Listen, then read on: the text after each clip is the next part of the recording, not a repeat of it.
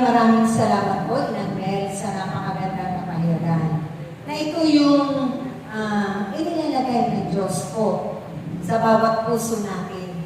Ito yung kanyang mga paalala sa lahat ng kanyang mga aral. Bilang magulang, ama natin sa kalangitan, lalo na ngayon, Father's Day, kung ang ating mga ama sa ating mundong ibabaw, tayo ay iniibig ng tunay, pinapahalagahan ng tunay, pinapaalalahanan, tinuturuan ng mabubuting bagay. Gaano pa kaya si Amang Yahweh na hindi niya tayo kailanman bibigyan sa ating mga hangarin mabubuti para sa kapwa natin. Dahil wala tayong malilihim. Lantad ang lahat sa ating mga buhay. Lantad ang ating mga ginagawa, ang ating sinasabi. Hindi mo nga bigkasin pa ng iyong mga labi. Alam na alam niya, pasang-pasa niya ang laman ng ating puso at isipan. Amen?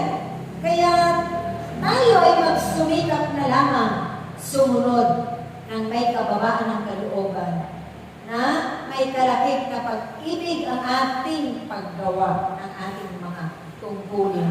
Pagsusumikapan po natin ito na maganap natin ayon sa kalooban ng Diyos. At tiyak yun, tayo ay magtatagumpay. Amen? Gusto niyo ba ng karagdagan pa?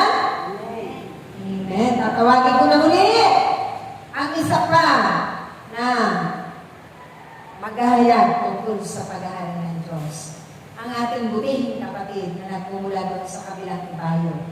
Sabi nga ng ating Panginoon, kayo lahat ay ahayo sa hilaga, sa kanluran, sa silangan at sa timog at tunay na nangyayari naman. Yan ang diwala ng Diyos. Amen?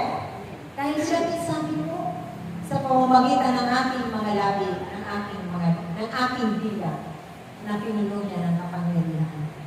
Ang ating kapatid na patuloy pinupuno ng karunungan, katalinohan, pinapaganda, pinalalakas, inang Komi. Malakas na palakpak.